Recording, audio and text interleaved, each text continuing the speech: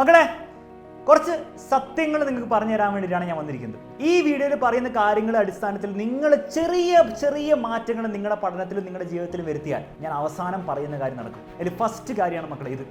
നിങ്ങൾ ചെറുപ്പത്തിലായിരുന്നപ്പോൾ നിങ്ങൾക്ക് കുറേ ആഗ്രഹങ്ങൾ ഉണ്ടായിരുന്നില്ലേ? എഞ്ചിനീയർ ആവണം, ഡോക്ടർ ആവണം, പൈലറ്റ് ആവണം. എന്താണ് നിങ്ങളുടെ ഇപ്പോഴത്തെ ആഗ്രഹം? എന്താണ് നിങ്ങളുടെ ഇപ്പോഴത്തെ ഡ്രീം? എന്താണ് നിങ്ങൾ ഡ്രൈവ് ചെയ്യുന്നത്? കാരണം നിങ്ങൾ ആലോചിച്ച് നോക്ക്, നിങ്ങളെ ഒന്നും ഡ്രൈവ് ചെയ്യാനില്ലെങ്കിൽ പിന്നെ നിങ്ങൾ എങ്ങനെയാണ് പഠനത്തിൽ ഇമ്പ്രൂവ് ആവുക? പിന്നെ എങ്ങനെയാണ് നിങ്ങൾക്ക് A+ കിട്ടുക? എന്തെങ്കിലും നമ്മളൊക്കെ ഡ്രൈവ് ചെയ്യാൻ വേണ്ടേ? പേടി ഒരു മോശമില്ലാത്ത ഡ്രൈവറാണ്. എന്തിന്? പരീക്ഷ പാസ്സാവാൻ വേണ്ടി മാത്രം. പക്ഷെ പരീക്ഷയിൽ A+ കിട്ടാനും അത് ഓരോ വർഷങ്ങളും ഓരോ പരീക്ഷയിൽ കിട്ടിക്കൊണ്ടിരിക്കാനും പേടി ഒരു നല്ല മോട്ടിവേഷൻ അല്ല. അതിന് ശരിക്കത്തെ ഡ്രീമാണ്.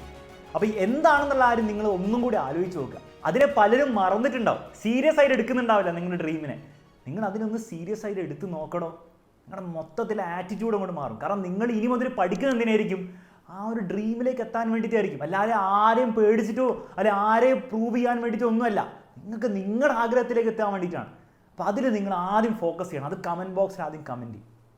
രണ്ടാമത്തെ കാര്യം നിങ്ങൾ മനസ്സിലാക്കേണ്ട സത്യം, നിങ്ങൾ ആ ഡ്രീമിലേക്ക് എത്തണമെങ്കിൽ ഇന്നത്തെ കാലത്ത് അതെന്തിലൂടെ പറ്റുള്ളൂ? നന്നായിട്ട് പഠിക്കുന്നതിലൂടെ പറ്റുള്ളൂ.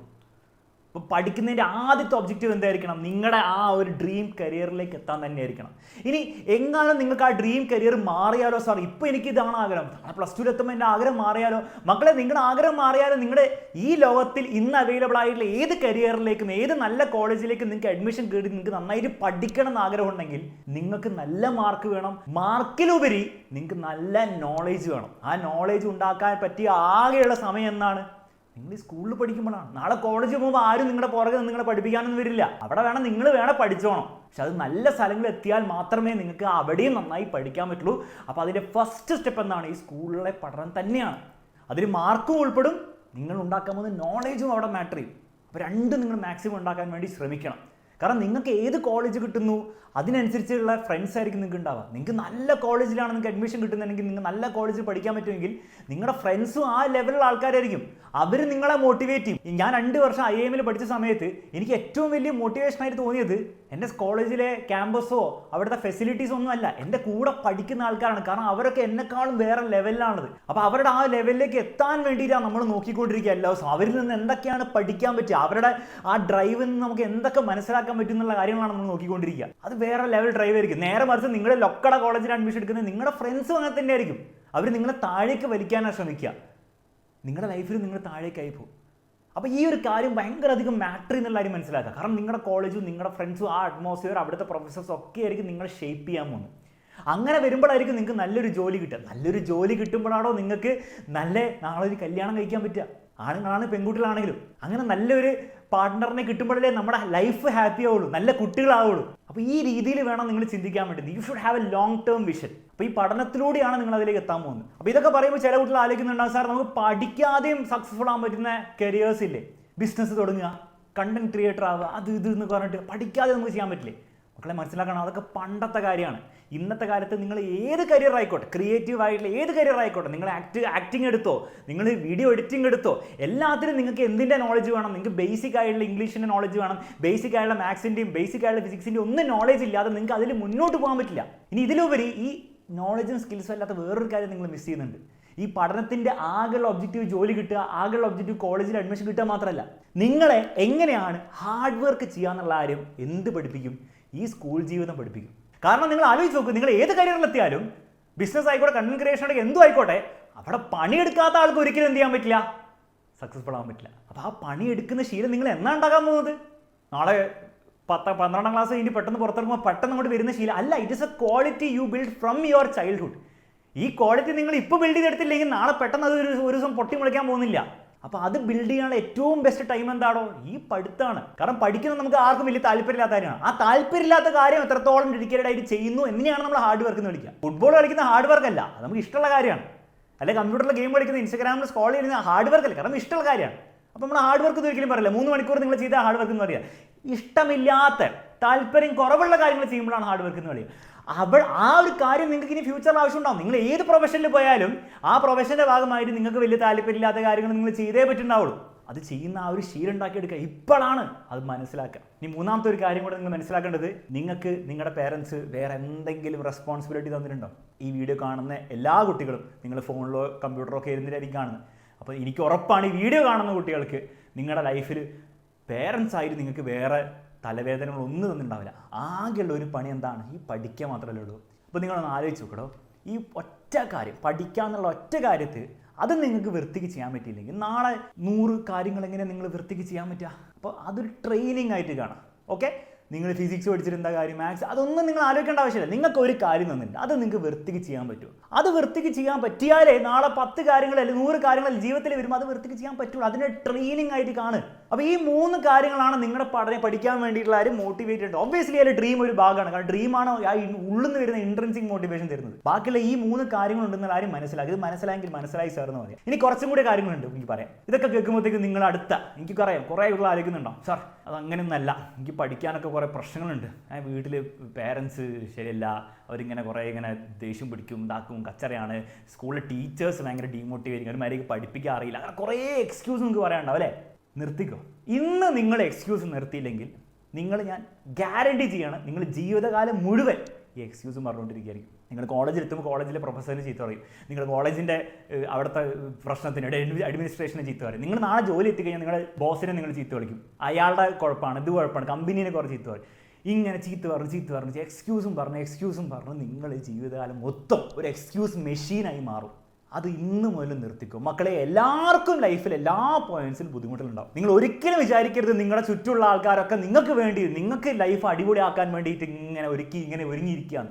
എല്ലാവർക്കും അവരുടേതായ പ്രശ്നങ്ങളുണ്ടാവും. നിങ്ങളുടെ പേരൻസിന് പറയാൻ വേറെ കുറേ എക്സ്ക്യൂസ് ഉണ്ടാവും. നിങ്ങളെ പഠിപ്പിക്കുന്ന ടീച്ചേഴ്സിന് അവർക്ക് വേറെ ലൈഫിൽ പ്രശ്നങ്ങൾ ഉണ്ടാവുമോ? നമ്മൾ അന്വേഷിക്കാൻ പോകാറില്ല, അവർ പറഞ്ഞു നടക്കാറുണ്ടാവില്ല. അപ്പോൾ അവർ ഓരോ ആൾക്കാരുടെ ജീവിതത്തിൽ അവർക്ക് കുറേ പ്രശ്നങ്ങൾ നേരിടുന്നുണ്ടാവും. ഒരിക്കലും നിങ്ങൾ വിചാരിക്കരുത് മൊത്തം സൊസൈറ്റി നിങ്ങളങ്ങോട്ട് പുഷ് ചെയ്യാൻ വേണ്ടിയിട്ടുള്ള രീതിയിലാണ് ഉണ്ടാക്കിയിരിക്കുന്നത്. ഒരിക്കലുമല്ല. എക്സ്ക്യൂസുകൾ പറഞ്ഞുകൊണ്ടിരുന്നതാണെങ്കിൽ ജീവിതകാലം മൊത്തം അതേ പറയാനുണ്ടാവുള്ളൂ. അപ്പോൾ അത് പറയാൻ നിർത്തിയിട്ട് എന്താ ചെയ്യേണ്ടത്? ഉള്ള കാര്യം വെച്ച് മാക്സിമം ഉണ്ടാക്കാൻ നോക്കടോ. നിങ്ങൾക്കറിയില്ല എത്ര കഥകളുണ്ട്. ഒന്നുമില്ലാത്ത കുട്ടികൾ, പഠിക്കാൻ പൈസ ഇല്ലാതെ, സ്കൂളിൽ പോകാൻ പൈസ ഇല്ലാതെ, ഒന്നുമില്ലാത്ത കുട്ടികൾ വരെ എവിടെ എത്തിയിട്ടുണ്ട്. നിങ്ങൾ അങ്ങനെയല്ലല്ലോ, നിങ്ങൾക്ക് പഠിക്കാനുള്ള സൗകര്യമെങ്കിലും ഇല്ലേ? അത് മാക്സിമം യൂസ് ചെയ്യാൻ നോക്കുക. എക്സ്ക്യൂസ് നിർത്തുക. അത് വൃത്തികെട്ട കാര്യമാണ്, അത് നിർത്തിക്കോ. നെക്സ്റ്റ് കാര്യം, കോൺഫിഡൻസ് ഇല്ലായ്മ. അപ്പോൾ അടുത്ത നിങ്ങൾ ആലോചിക്കുന്നതായിരിക്കും, സാർ എനിക്ക് പഠിക്കാൻ കോൺഫിഡൻസ്, ഞാൻ മാത്സിൽ മോശമാണ്, ഞാൻ ഫിസിക്സിക്ക് മനസ്സിലാവില്ല, അപ്പോൾ ഞാൻ എന്താ, ഈ ബുദ്ധിയില്ല, പഠിക്കാനുള്ള ബുദ്ധിയില്ല. ഇവിടെ മക്കൾ നിങ്ങൾ മനസ്സിലാക്കേണ്ട ബേസിക് റിയാലിറ്റി എന്നറിയോ? ബുദ്ധി എല്ലാവർക്കും സെയിം അല്ല. ജനിക്കുമ്പോൾ തന്നെ ഓരോ ആൾക്കാർക്ക് വേറെ ലെവലിലായിരിക്കും ഉണ്ടാവുക. പക്ഷെ ഒരു കാര്യം എല്ലാവർക്കും സെയിം ആണ്, പ്രോഗ്രസ്. അതിൽ എത്രത്തോളം കൂട്ടുന്നു, ബുദ്ധി എത്രത്തോളം കൂട്ടുന്നു, മാത്സ് പഠിക്കാനുള്ള കഴിവ് എത്രത്തോളം കൂട്ടുന്നു, അത് എല്ലാവർക്കും സെയിം ആണ്. ആ സ്റ്റാർട്ടിംഗ് ലെവലിൽ എല്ലാവർക്കും ഡിഫറൻസ് ഉണ്ടാവും. നിങ്ങളുടെ ക്ലാസ് റൂം എടുത്ത് നോക്കിയാൽ ചിലർ ഭയങ്കര എളുപ്പത്തിൽ പഠിക്കുന്നവരുണ്ടാവും, പെട്ടെന്ന് ചോദ്യങ്ങൾ ചെയ്യുന്നവരുണ്ടാവും, മാർക്കൊക്കെ എപ്പോഴും മുകളിൽ കിട്ടുന്നവരുണ്ടാവും. അത് ആ സ്റ്റാർട്ടിംഗ് ലെവലിൽ ഡിഫറൻസ് ഉണ്ടാവും. അത് നമുക്കൊന്നും ചെയ്യാൻ പറ്റുമോ? ഒന്നും ചെയ്യാൻ പറ്റില്ല. അപ്പോൾ ആ നിങ്ങളുടെ പഠിക്കുന്ന സ്കൂളിലെ ടോപ്പേഴ്സിനെക്കാളും വലിയ ബുദ്ധിമാനായുള്ള വേറെ ആൾക്കാരും നമ്മുടെ ലോകത്തുണ്ടാവും. നോബൽ പ്രൈസ് കിട്ടിയ ആൾക്കാർക്ക് അതിനേക്കാളും ബുദ്ധിയുള്ള ആൾക്കാരല്ലേ. അപ്പോൾ അതിന് നമുക്കൊന്നും ചെയ്യാൻ പറ്റില്ല. അതിനെപ്പറ്റി പറഞ്ഞുകൊണ്ടിരിക്കുകയാണ്, വീണ്ടും നിങ്ങൾ എക്സ്ക്യൂസാണ് പറഞ്ഞുകൊണ്ടിരിക്കുന്നത്. നിങ്ങൾ ചിന്തിക്കേണ്ടത് മാത്സിൽ ഞാൻ മോശമാണ്, ഓക്കെ, എനിക്ക് എങ്ങനെയാണ് നല്ലതാവാൻ പറ്റുക? എനിക്ക് നല്ലതാവാൻ പറ്റില്ല എന്നാണോ? അല്ല, എനിക്ക് നല്ലതാവാൻ പറ്റും, എനിക്ക് ബെറ്റർ ആവാൻ പറ്റും. എനിക്ക് എൻ്റെ ക്ലാസ്സിലെ ടോപ്പറിൻ്റെ അത്ര അടിപൊളിയാൻ പറ്റുമോ? എനിക്കറിയില്ല, എനിക്ക് പറയാൻ പറ്റില്ല, ചിലപ്പോൾ പറ്റുണ്ടാവില്ല. പക്ഷേ നിങ്ങളുടെ ലെവൽ ഇപ്പോൾ ഇവിടെയാണ്, ഒരു 20% നിങ്ങളുടെ പൊട്ടൻഷ്യലാണെങ്കിൽ അത് 50ലേക്ക് കയറ്റാം, അത് 60ലേക്കും 70ലേക്കും 80ലേക്കും ഒക്കെ കയറ്റാം, ബട്ട് വിത്ത് എഫേർട്ട്. അപ്പോൾ അതിന് വേണ്ടത് കോൺഫിഡൻസ് അല്ല. കാരണം കോൺഫിഡൻസ് നിങ്ങൾ മാർക്ക് ഉണ്ടാക്കി തരില്ല. കോൺഫിഡൻസ് നിങ്ങളുടെ ലൈഫിൽ മുന്നോട്ട് കൊണ്ടുപോകില്ല. എഫേർട്ടാണ് കൊണ്ടുപോകാൻ പോകുന്നത്. ആ എഫേർട്ട് എത്ര നിങ്ങൾ എടുക്കുന്നുവോ അത്രത്തോളം നിങ്ങൾക്ക് ബെനിഫിറ്റ് ഉണ്ടാവും. അത് എല്ലാവർക്കും ഒരേപോലെയാണ്. അവിടെ നിങ്ങളുടെ ബുദ്ധി മാറ്റർ ചെയ്യില്ല, അവിടെ നിങ്ങളുടെ മാത്സിലെ കഴിവ് മാറ്റർ ചെയ്യുക. ഈ കഴിവ് നമുക്ക് കൂട്ടാൻ പറ്റും. അപ്പോൾ ഇനിയുള്ള മുന്നിൽ അങ്ങ് ഒരിക്കലും ചിന്തിക്കും ഞാൻ മാത്സിൽ മോശം, ഞാൻ അതിലും മോശം, ഞാൻ ഇതിലും മോശം. ഞാനും അങ്ങനെ സ്കൂളിൽ ചിന്തിച്ചിട്ടുണ്ടായിരുന്നു, എനിക്ക് മാത്സ് ഒന്നും അത്ര വലിയൊന്നുമില്ല. പിന്നീട് എനിക്ക് മനസ്സിലായി, അങ്ങനെയല്ല, പഠിച്ചാൽ പറ്റും, സമയം എടുക്കേണ്ടി വരും. ചിലപ്പോൾ ചില ആൾക്കാർക്ക് ചിലപ്പോൾ 1/2 മണിക്കൂറിൽ പഠിക്കുന്ന സാധനം ഞാൻ ചിലപ്പോൾ 2 മണിക്കൂർ ഇരിക്കേണ്ടി വരും. എന്താ കുഴപ്പം? 2 മണിക്കൂർ ഇരിക്കണം ഞാൻ, അതാണ് എൻ്റെ ലെവല്. പക്ഷെ 2 മണിക്കൂർ ഇരുന്നാൽ ഞാൻ അവൻ്റെ ലെവലെത്തും. ഞാൻ 3 മണിക്കൂർ ഇരുന്നാൽ ഞാൻ അവൻ്റെ മുകളിലെത്തും. ആരുടെ ലൈഫിൽ മുകളിലെത്താൻ വേണ്ടിയിട്ടല്ല നമ്മൾ പഠിക്കേണ്ടത്, പക്ഷെ ഞാൻ പറയാം, ദിസ് ഇസ് ദി റിയാലിറ്റി. അപ്പോൾ അത് മനസ്സിലാക്കി ചെയ്താൽ നിങ്ങൾക്ക് ലൈഫിൽ മുന്നോട്ട് പോകും. അല്ലെങ്കിൽ നിങ്ങൾ എല്ലാ കാലവും ഈ കോൺഫിഡൻസ് ഇല്ലായ്മയിൽ തന്നെ നിൽക്കും. അത് മാത്സിൻ്റെ കാര്യത്തിൽ മാത്രമല്ല, ജീവിതത്തിൽ നാളെ ജോലി കിട്ടുമ്പോൾ, അവിടെ കോളേജിൽ അഡ്മിഷൻ കിട്ടുമ്പോൾ, അവിടെ എല്ലായിടത്തും ഇത് പറ്റൂല. ആലോചിച്ച് സുഖാവസ്ഥ വേണോ? അത് വേണ്ടല്ലോ. ലാസ്റ്റ് നിങ്ങൾ ആലോചിക്കേണ്ടത്, എന്താണോ ഇതിലെ റിയൽ ഗോൾ? ഞാൻ പറഞ്ഞു ഡ്രീം വേണം, ഒക്കെ വേണം, പഠനം വഴി പല കാര്യങ്ങൾ കിട്ടുമെന്ന് പറഞ്ഞു. അതൊക്കെ നമ്മുടെ ഉള്ളിലുണ്ടായിരിക്കണം. പക്ഷെ അതേസമയം നമ്മൾ ഡെയിലി ലൈഫിൽ ബിഹേവ് ചെയ്യേണ്ടത് അങ്ങനെയൊന്നുമല്ല. നിങ്ങൾ ഡെയിലി ലൈഫിൽ ബിഹേവ് ചെയ്യേണ്ടത് ഇത്രയേ ഉള്ളൂ. നിങ്ങൾ ഇനി വരാൻ പോകുന്ന എന്താണ്, നിങ്ങളുടെ ക്രിസ്മസ് എക്സാമോ അല്ലെ പബ്ലിക് എക്സാമോ അല്ലേ, അതിന് മാർക്ക് കിട്ടിയാലല്ലേ ഈ പറഞ്ഞ കാര്യങ്ങളൊക്കെ നടക്കുള്ളൂ. അതല്ലേ നമ്മുടെ ഏറ്റവും അടുത്ത് വരാൻ പോകുന്ന മെയിൻ ഗോൾ. നിങ്ങൾ തൽക്കാലം ആ മാർക്കിനെ പറ്റി പോലും ചിന്തിക്കേണ്ട ആവശ്യമില്ല. ഞാൻ പറയുകയാണെങ്കിൽ A+ കിട്ടുമെന്ന് പോലും ചിന്തിക്കേണ്ട. നിങ്ങൾ ചിന്തിക്കേണ്ടത്രേ ഉള്ളൂ, ആ പരീക്ഷ എഴുതി കഴിഞ്ഞിട്ട് വേറെ ആരും എന്തും ചോദിക്കും, നിങ്ങളൊന്നും ഉത്തരം പറയണ്ട. നിങ്ങൾക്ക് നിങ്ങളുടെ കണ്ണാടിയിൽ പോയി നിന്നിട്ട് നിങ്ങളോട് തന്നെ I am proud of you എന്ന് പറയാൻ പറ്റുമോ? നിങ്ങളിത് ചെയ്യേണ്ട, കുറച്ച് ക്രിഞ്ചാന്ന് എനിക്കറിയാം, പക്ഷേ അങ്ങനെ ചെയ്യാൻ പറ്റുമെന്ന് മാത്രം നിങ്ങൾ ആലോചിച്ചാൽ മതി. എൻ്റെ ലൈഫിൽ ഞാൻ കുറേ ഫെയിലിയേഴ്സ് നേരിട്ടുണ്ട്.